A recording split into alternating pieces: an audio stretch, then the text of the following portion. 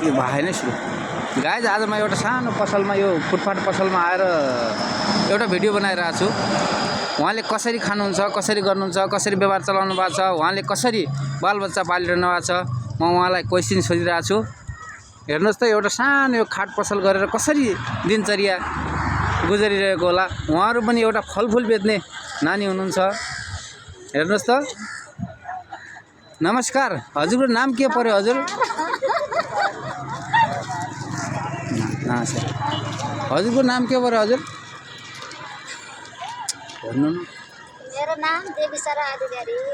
हजुर कहाँदेखि आएर पसल गरिरहनु भएको छ त? मेरो घर जाजरकोट। त्यो जाजरकोट कुन गाउँपालिका पर्छ त? गाउँपालिका हो कि नगरपालिका हो? छेडाघाट गाउँपालिका वार्ड नम्बर 3 हो। हजुर।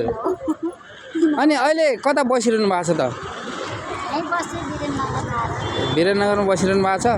अनि यो पसल गरेर कसरी तपाईँले बालबच्चा पालिरहनु भएको छ, अथवा तपाईँको श्रीमानले सहयोग गर्नुहुन्छ कि हुँदैन, के छ त? श्रीमानले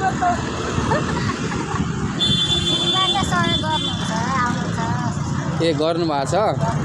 ल ठिक छ त।